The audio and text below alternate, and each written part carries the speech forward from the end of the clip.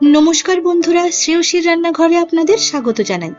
আজ আমি বানাচ্ছি কাঁচকলার একটা নিরামিষ রেসিপি। মোটামুটি কাঁচকলা মানেই আমাদের কাঁচকলার কোপ্তা বা শুক্তোর কথা মনে হয়, কিন্তু এই রান্নাটা ঝামেলা ঝঞ্ঝাট খুব একটা নেই, কিন্তু খেতে খুব সুন্দর হয়। তো চলুন বন্ধুরা, দেখে নিই রেসিপিটা। আমি এখানে 3টে কাঁচকলা আর 4 থেকে 5 টুকরো আলু হলুদ আর নুন দিয়ে কিছুটা সেদ্ধ করে নেব।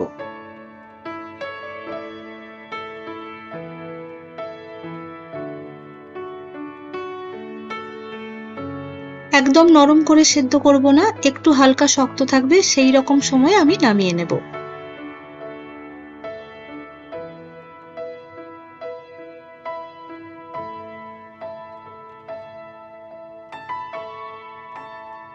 মোটামুটি আলু এবং কাঁচকলাটা সেদ্ধ হয়ে গেছে, আমি তুলে নিলাম।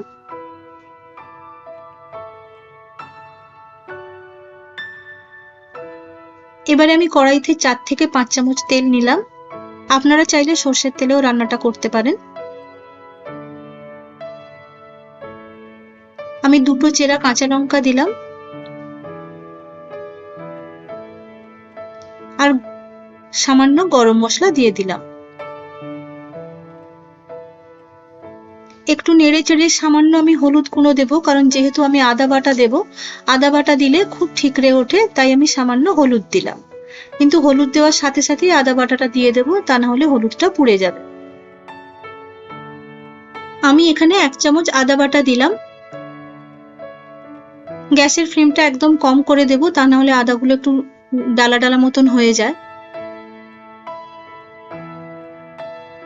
এরপর আমি হাফ চামচের একটু বেশি জিরে গুঁড়ো দিলাম আর 1 চামচ ধনে গুঁড়ো দিলাম, দিয়ে একটু মশলাটা কষিয়ে নেব।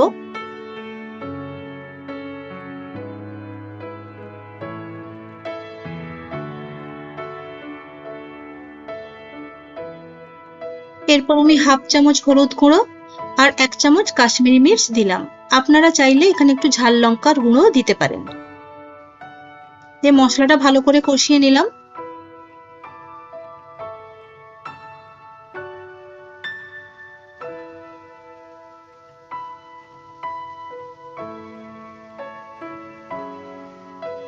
মশলাটা কষা হয়ে গেলে আমি এখানে 2 থেকে 3 চামচ পোস্ত বাটা দিয়ে দিলাম। পোস্তটা কিন্তু খুব একটা মিহি করে বাটবেন না, মোটামুটি আমরা পোস্ত খেলে যেমন করে পোস্তটা বাটি সেই রকম ভাবেই বাটা হবে। তার সাথে আমি বাটির জলটাও দিয়ে দিলাম, দিয়ে ভালো করে মশলাটা কষে নেব।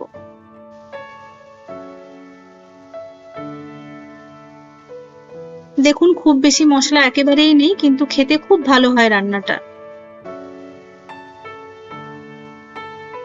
মশলাটা কষা হয়ে গেলে সেদ্ধ করে রাখা কাঁচকলা আর আলুটা আমি দিয়ে দেব,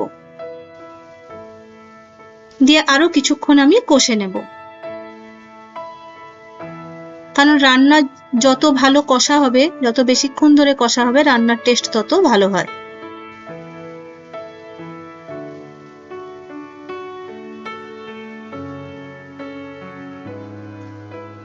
যদি কেউ এই ধরনের রান্না বানিয়ে না থাকেন, তাহলে অবশ্যই এইভাবে একবার বানিয়ে দেখবেন, দিয়ে কমেন্ট বক্সে আমাকে জানাবেন রান্নাটা কেমন হলো।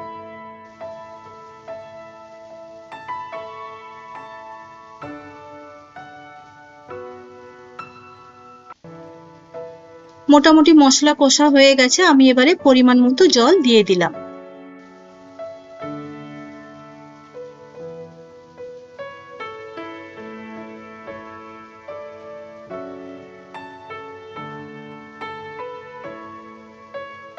ঝোলটা একটু ফুটে উঠলে আমি পরিমাণ মতো নুন দিলাম আর সামান্য চিনি দিয়ে দিলাম।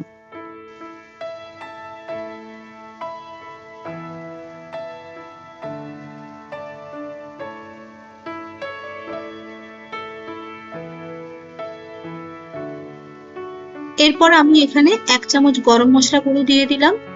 নিরামিষ রান্নায় গরম মশলা আর ঘি পড়লে খুব সুন্দর খেতে হয়।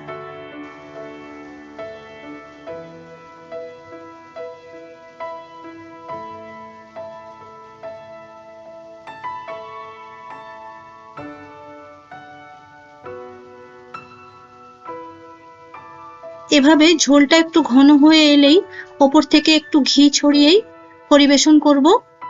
কাঁচকলা নিরামিষ রেসিপি। যদি রান্নাটা আপনাদের ভালো লাগে এবং মনে হয় যে একবার করা যেতে পারে, তাহলে অবশ্যই রান্নাটা করবেন। আমার রান্নাটা ভালো লাগলে আমার চ্যানেলটা সাবস্ক্রাইব করতে ও ভিডিওটিতে একটি লাইক দিতে ভুলবেন না। ওপর থেকে কাঁচা লঙ্কা ছড়িয়ে দিয়েই আমি গ্যাসটা অফ করে দেব। নমস্কার, সবাই ভালো থাকবেন। ধন্যবাদ।